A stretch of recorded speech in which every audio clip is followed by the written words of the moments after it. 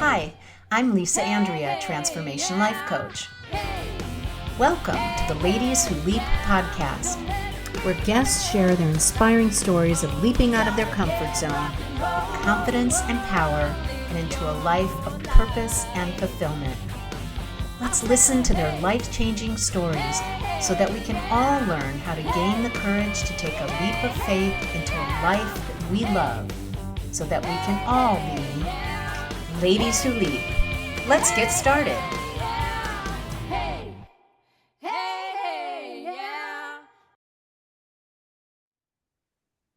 Hi, welcome to Ladies Who Leap. Today I have the pleasure of welcoming Laura Aiello. She's a seasoned leader in the wellness industry with over 30 years of experience spanning fitness, corporate leadership, and retreat programming.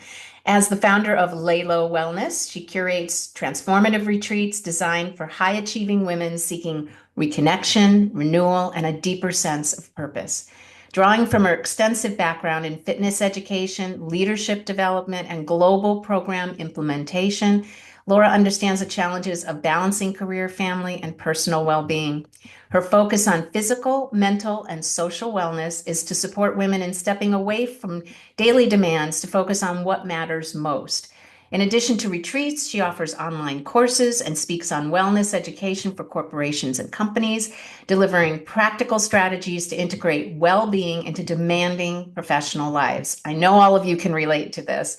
Her work creates space for self-discovery, growth, and meaningful connection. Alongside LAYLO Wellness, Laura continues to consult for fitness businesses, guiding teams and executives to success. So welcome, Laura. Thank you so much for having me, Lisa. I'm really excited to be here and talk to you and your audience today. Yeah, you have overcome a lot of obstacles to do and be who you are today.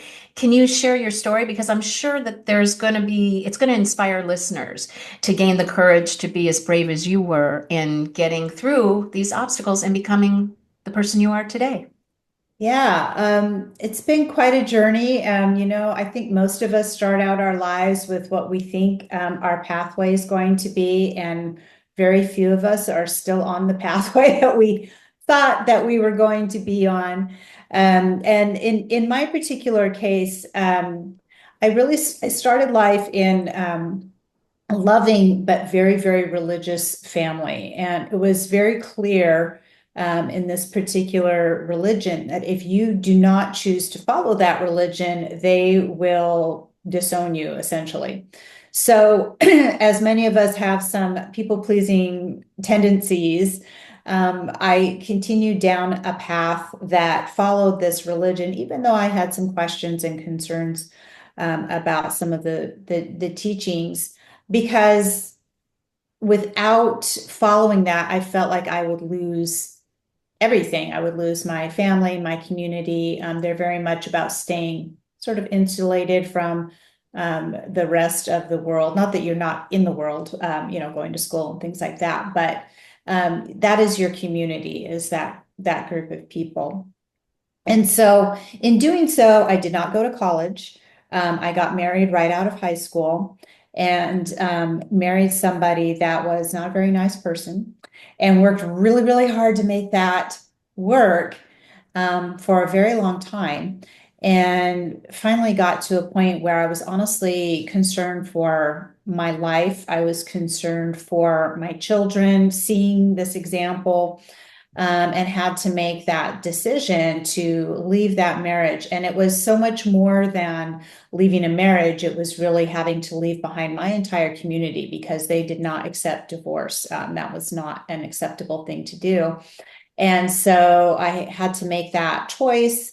And it was very difficult. And I still feel some of the repercussions from that choice to this day. But had to be done. And now all of a sudden I'm out in the world without a viable career, no degree, and just trying to make my way through life. And I had about 15 years prior to that, I had decided to start teaching fitness classes. And so I had maintained teaching fitness classes throughout that marriage. And so when I left, and moved. I had to move 2 states away from my beloved Seattle, which I just adore. And I was able to leverage that teaching of classes eventually into management out in the field, like managing clubs, managing programs, and so forth, and then segued into the corporate side of that. And began to build a true career for myself at the age of 40. And so that's not something that most people get to do. And I just want to say, shout out to all of you out there that did not pursue a degree for whatever reason. That is not the end of your story. And so stop feeling like you can't do it, because perseverance, or as my current husband calls it, stubbornness, can really push you through to get you to the other side of that. And that career's had some ups and downs as well. I spent, when one of the companies I worked for sold, I was laid off. And so I started a divorce coaching job, my own business, and that went really well. And then I got sort of enticed back into the corporate side of things, running global programs, which I still enjoy, because I was able to mentor a lot of people, create programming and things for people around the world. Let's But take a, I was going to say, let's take a step back for a second yeah, and really get into more diving into the fact that you had to make a huge, huge decision and leap in your life. What was the first thought that you had that pushed you to kind of take that leap? And then what was the first step you took? Because as we know, the first step in making a huge change in your life, especially one that was as difficult as yours, where you knew from what I understand that you were going to lose relationships of people that were close to you and your family. What was that decision that put you over the edge? And then the first step that you took? yeah, great question. Honestly, I think when I hit about 36, 37, and 40 was sort of looming out there for me. And I just kept thinking to myself, if I don't make a change by the time I'm 40, this is going to be my life for the rest of my life. And I don't know why it was just that, it's not like you can't make changes after 40. But looking at it from the perspective of someone in their 30s, it just seemed like this linchpin moment that I had to make a choice. And at the same time, my ex-husband was becoming increasingly controlling, and, feeling like this would be my life for the rest of my life. I was starting to be concerned that the rest of my life might be pretty short. And so I just felt like I had to do something.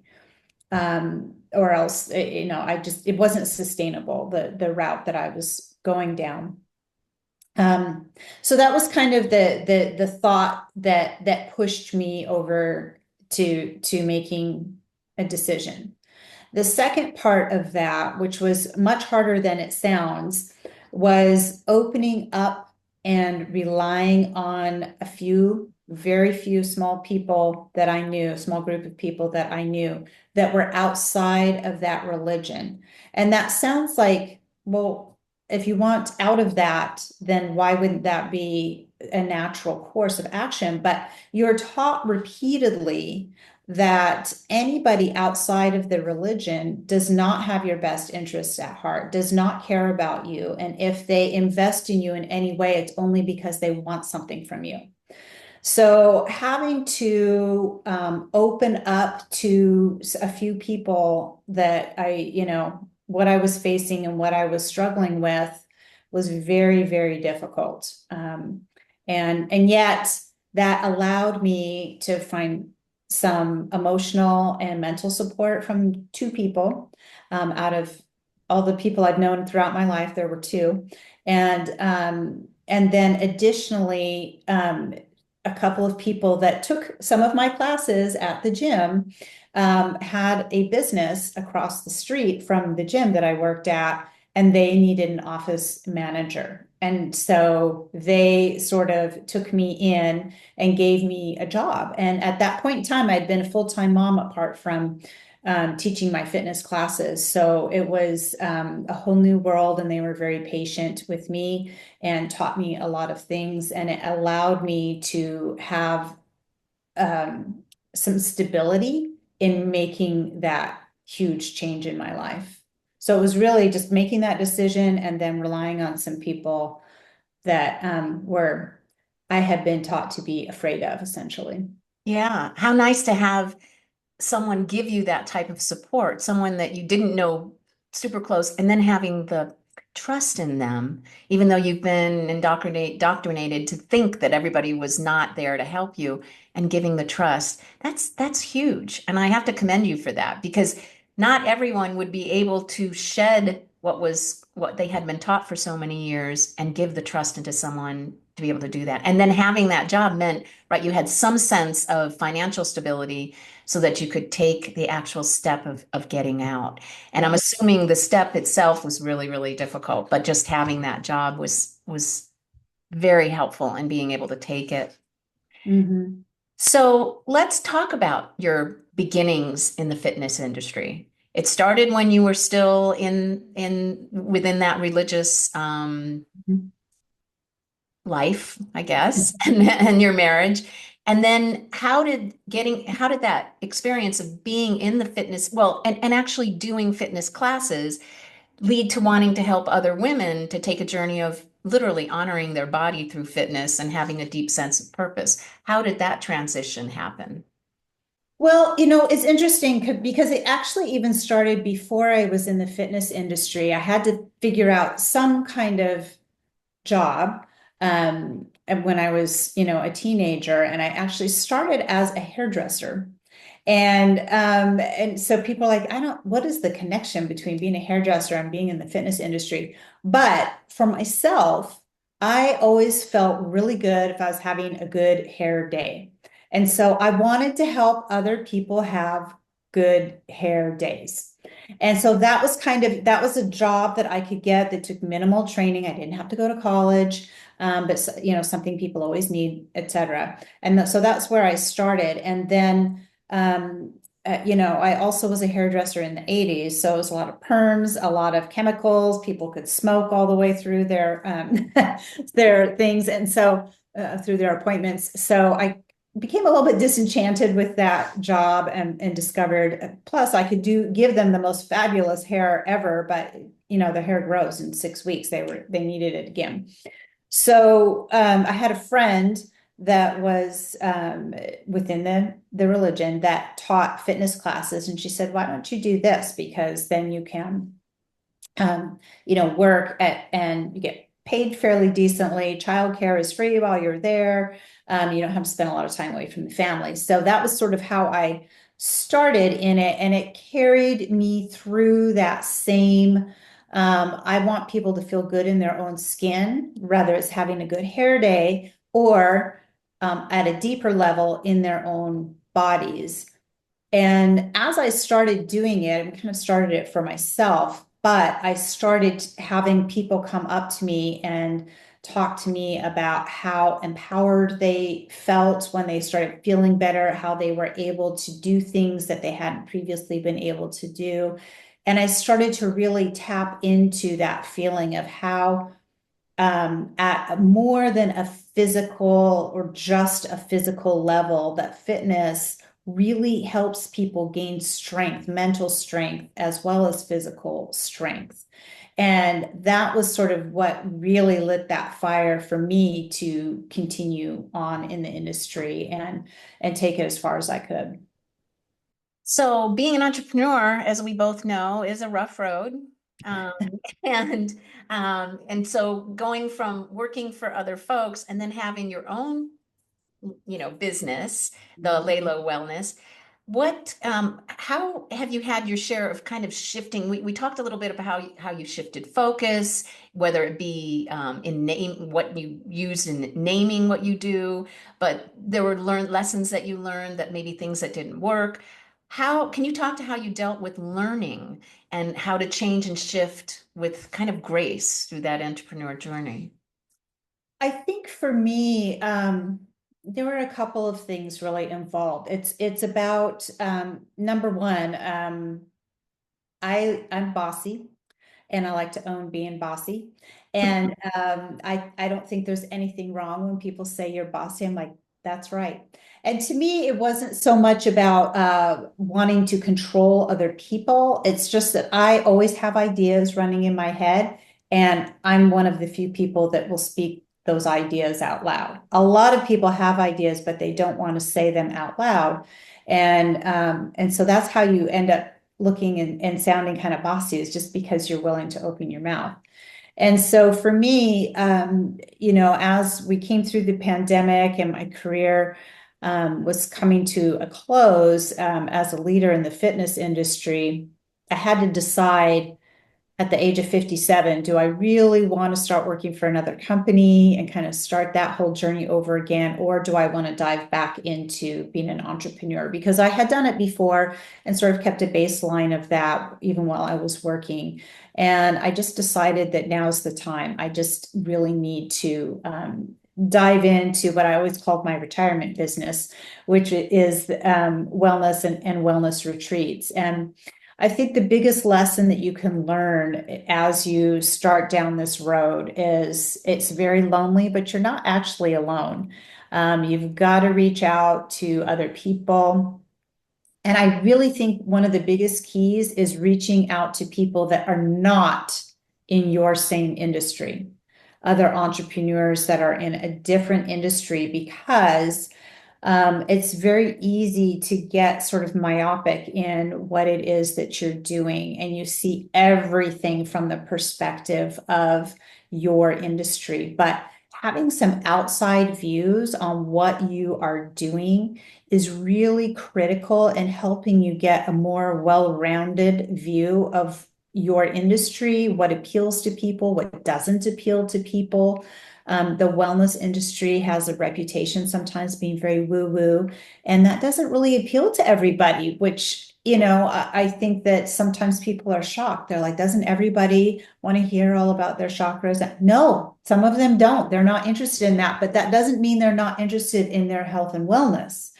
And so learning how to speak to people in a way that they can hear you is very important. And that's why I think that finding networking groups and so forth that are outside your industry are really important to helping you have really good perspective on, what it is that you are doing. Yeah, So because everybody has a different way of perceiving things, right? And hearing things and being engaged with things. And yes. I never thought of that, that looking at other industries and how people react or get engaged is really important and a good lesson and things to learn. And by the way, I love that you admit that you're bossy. Have an inclination to that myself, and it was for many, many, many, many years something that I hid and then I closed in. And what it was really doing was dimming my own light. And I do like to speak up. And you're right. I have ideas. I love that I am engaging with whatever I'm a part of, whether it be a community of women that are talking about their business, whatever it is. I love to share ideas because I love to help others. And I think you're coming, Laura, from the same idea. What Mhm. I'm thinking of and what ideas I have are to be able to help other people, help myself too in my business, but to be able to share something that can help someone else. And it's not about controlling. It is, yes, the word bossy, and it's got this negative connotation, but I think we should start the whole trend of making bossy, which I think is just kind of started because I interviewed someone else who loved that word. Let's make it a positive word for women because it is empowering. It means you are willing to share ideas that you came up with. So that's putting a sense of love for yourself and your own ideas and your creativity. So I love that. I'm going to definitely keep that on my list there and be completely open about There you stop go. talking about being bossy. So, what are some important tips for women? Like your most important tips on how to prioritize exercise and movement in your life? Because I think that's a difficult thing to overcome. Yeah, it definitely can be. I would say one of the things, and this is just so cliche, and it's so not supposed to be in support of Nike, but their slogan of "Just Do It" is the best slogan there is. And the reason why I think that is that I've had so many people tell me, I'm just not motivated to go to the gym. I'm not motivated.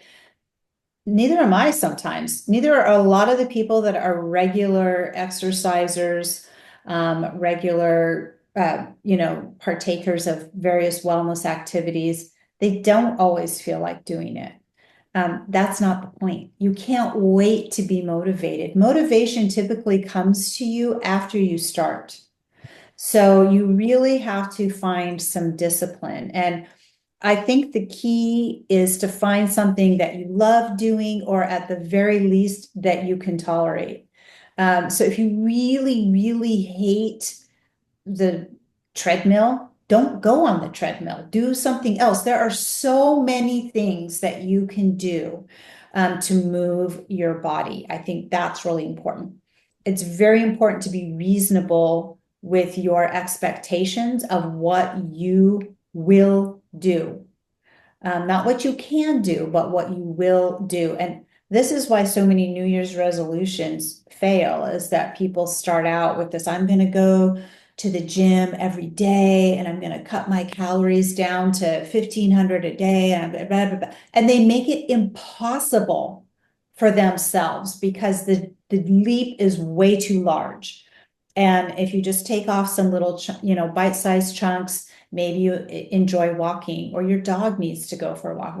Get out and move in some way, whatever that is for you. And if that's sweating to the oldies with Richard Simmons, just do that. And if you fall off the wagon a little bit, just start back up. Don't, if you crack your phone or you drop your phone, you don't look at your phone and just stomp on it like, well, I've already dropped it. I might as well just crush it. No, you pick it back up, you repair it, whatever, and you move on. And so that's the other thing. And then the final two things, I guess, is to make sure you adjust for your age and your circumstances. So if you're a mom with young kids, you're going to have some different time constraints. If you're, like me, I've gone hardcore most of my life when it comes to working out, but I'm 59 now and I don't want to jump. I don't do box jumps. I won't do burpees. That's not what I need to be doing. And part of that, goes into my very last thing, which is understand your why and your goal. So if your why is I want to be able to go hiking with my dog, if your why is that I want to be able to play with my grandchildren, you have to understand and dig a little deeper than I want to lose 10 pounds. That's not going to keep you going. You have to dig a little bit deeper for that and always remember what your why is. And remember what your goal is. Is your goal to lose weight? Is your goal to stay flexible? Is it your goal to have more mobility? Is your goal to strength train? So if you need to build muscle, then you need to gear whatever you're doing toward that activity. So if you want to build muscle, running on the treadmill isn't going to do that for you. So maybe it means getting some professional guidance or doing some research. Be careful there because there's a lot of people saying they know what they're doing and they don't. But you have to understand what you're trying to achieve, physically for yourself and your why behind it so that you can continue to move down that road.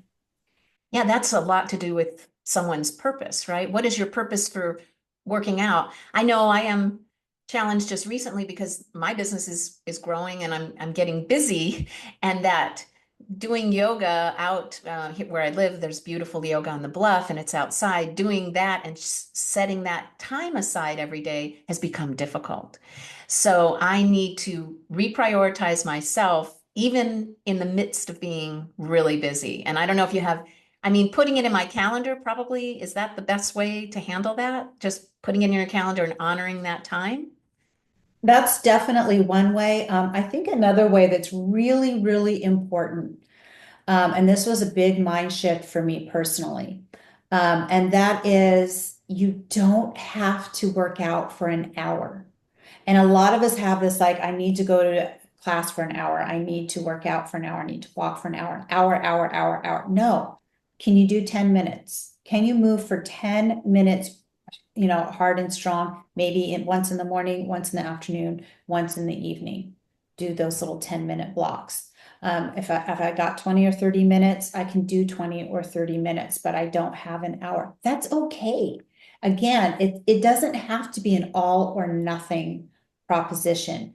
Now, if your goal is I need to lose 45 pounds, you're not going to do it in those little 10-minute chunks. You have to be realistic with yourself and what your goals are. And so maybe you need some more hardcore planning. But if you just need to move your body, and even if even if your goal is to lose that, to not move your body, even for 10 minutes, isn't doing you any favors. At least you build the habit and you continue to move forward. So whatever you can do, then that's what you want to do. And prioritizing is super important, because if we all find time to watch reruns of Friends, we can find time to lay down on the floor and do some crunches, right? So I think sometimes we forget that we do have a little bit more time than we give ourselves credit for. It's just that we want to zone out instead.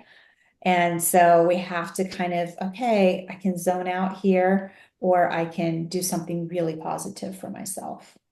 Boy, you are definitely talking to me because I do like my evenings in front of the TV to just zone out from the busy day. But you're right, it is, and making the time, even 10 minutes, I like that. That's a really good tip, because there are a lot of apps, or you can have your coach like yourself and just give you the things that you can do in the 10 minutes. What is it that you can do, like wall Pilates and things like that, yoga, taking that walk with your dog. I do that every morning, that's for sure. And it's interesting because the why is that she actually needs a walk every day. Otherwise, she becomes unbearable because they're all up in the house. So my why is just to keep her happy. And in the process, I'm helping myself with the walk. Absolutely.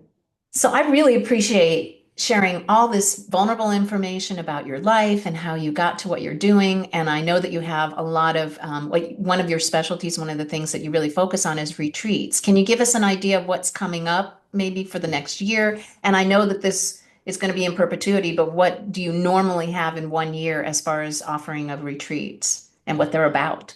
Yeah, so typically my goal is I have two just 1 day retreats a year. And I have one, I call it Wine and Wellness. And it's really about sort of building some community and connection. We do some yoga, and I do sound bath for everybody. And then we sit and do some introspection. So we talk about, I have some fun little cards, some to spark conversation. Because to me, there's a lot of emphasis on physical wellness, and these days, thank goodness, mental wellness. And I focus a lot on those two things. But social wellness is a space where I feel like we have a lot of work to do. And particularly as people are aging, I really focus a lot on Gen X women. We've been so focused on our careers and raising kids, and maybe now taking care of aging parents. And so we've let a lot of those connections slide. And so all of my retreats are about building community and connection. And so the Wine and Wellness is just about having some fun, getting to know some people. I have upcoming in the fall. I like to do 1 to 2, what I call local, which means basically sort of on the West Coast. So Palm Springs or Sedona. I would like to probably in 2026 lead some up in the Pacific Northwest, since that's my heart. And I can go back there without fearing for my life anymore. So, so that's good.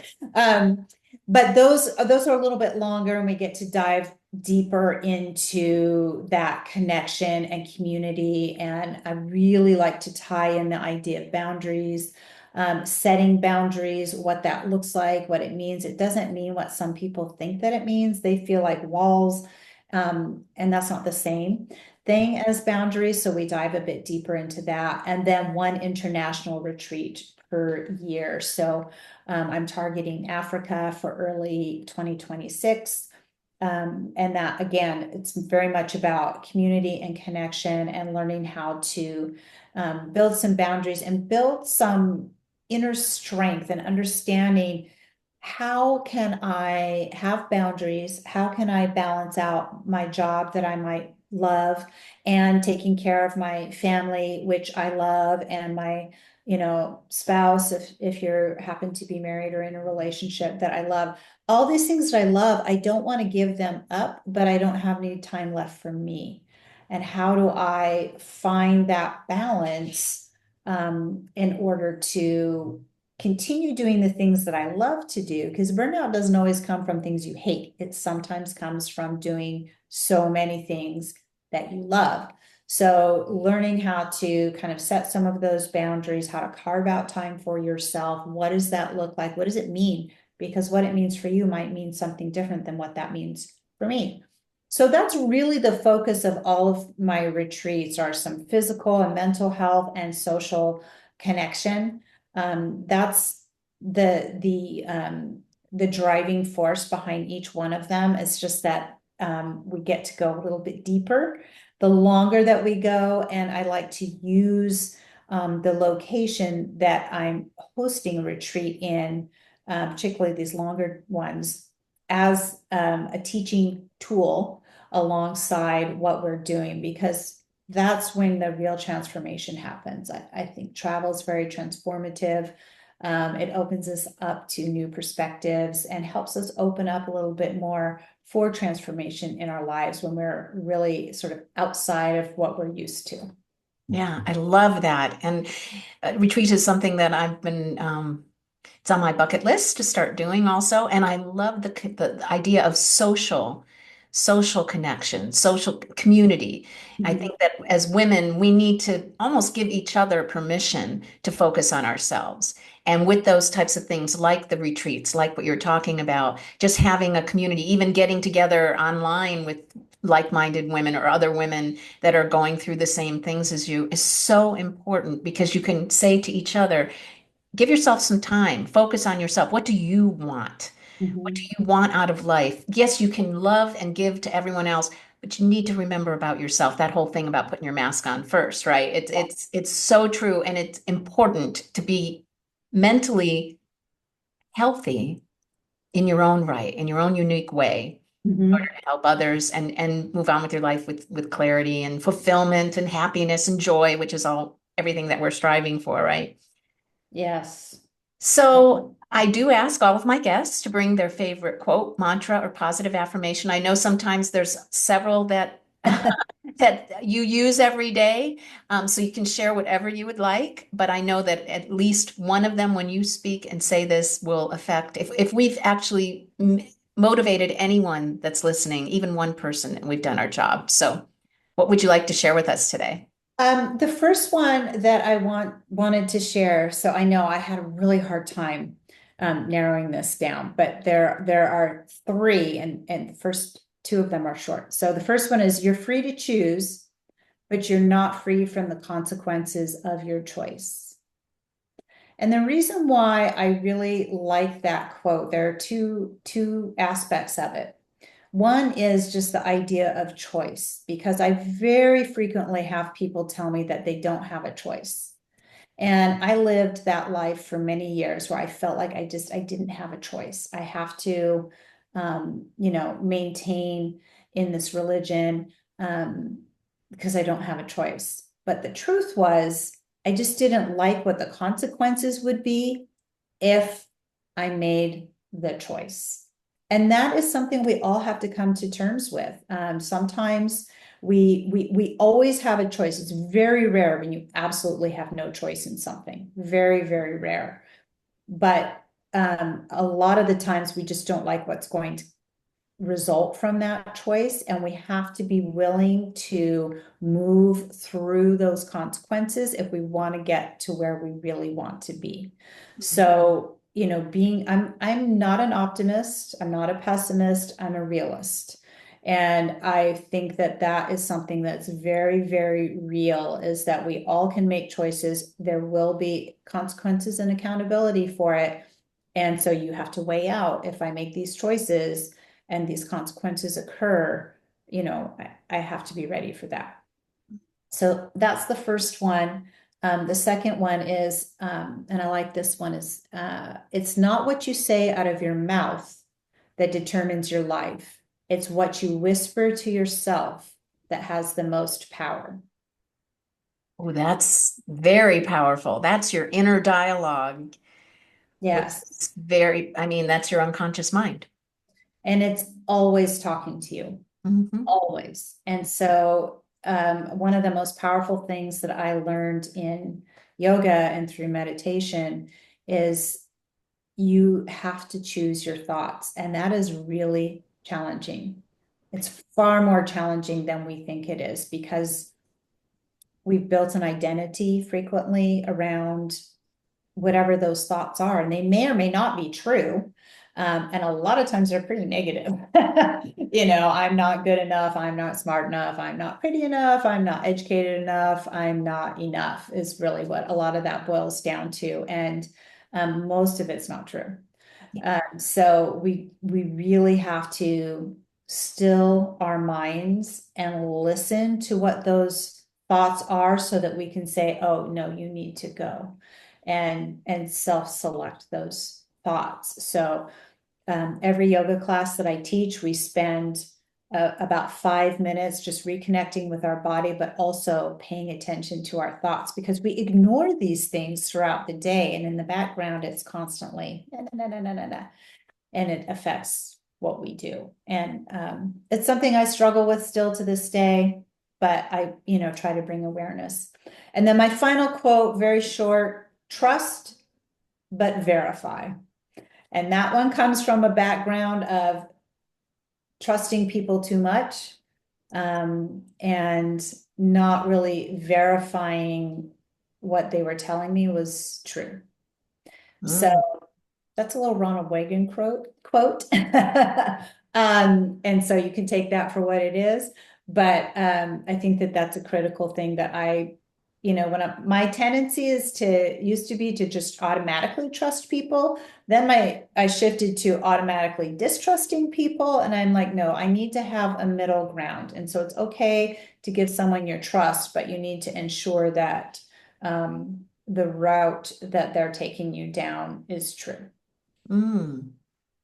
Well, gosh, thank you again for all three of those. Those were fabulous. One thing I do suggest to people when you become aware of the negative thoughts in your head is saying out loud or in your own head, plug the hose. So let's like have this water hose that's just going and going, all these negative thoughts, and you say out loud, plug the hose, and then you can hopefully become aware of what it is you're saying to yourself, and then switching it to a positive affirmation and saying those every day to change the mindset that you have in your unconscious mind. And there are other things that can be done, but just becoming aware that you're doing it and stopping it is really important. So I love that. Yeah. Absolutely. Well, I want to thank you for being on today and being my guest. I really appreciate it, Laura. I'm so happy that we met. And just so everyone knows, I think it was the Heather Burgett, right? Yes, yeah. Mastermind. So if anyone's interested in especially women meeting other wonderfully like-minded women, Heather Burgett puts, I think it's 4 times a year, is it every quarter, I believe?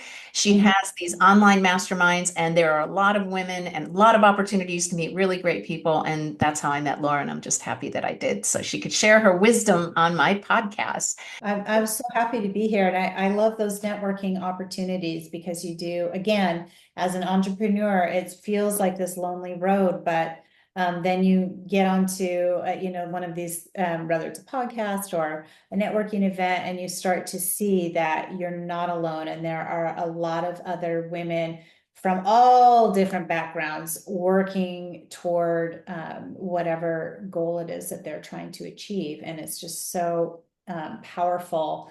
And that's one of the ways that you sustain yourself for sure. Yep, talk about community. There you go. And it's Yeah. all ages, folks. Any age, young, old, whatever. You can always make a change in your life and reinvent yourself. So I'm excited about that. Well, have a wonderful rest of the day, everyone. And thank you, Laura, for being on today. And I will have all the information of how people can reach you. Actually, what I forgot. how can people reach you? I'll put a lot of information in the description, but how can people reach you? Yeah, absolutely. So it's the best way to reach me is probably via email, which is laura@laylowellness.com. That's LAYLO wellness.com. I'm on Instagram under laylo.wellness. I have a yoga channel on YouTube.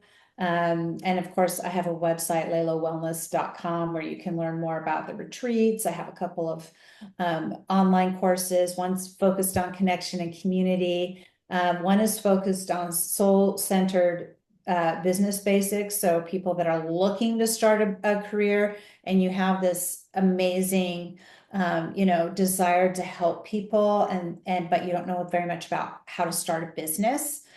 So to kind of help people walk through those things. So you can find all of those things on my website as well. Oh, wonderful. Well, thank you again. And everybody, have a fabulous day. And thank you. Please subscribe so that you can know when new episodes come out. Have a fabulous day. And thank you again, Laura, for joining us.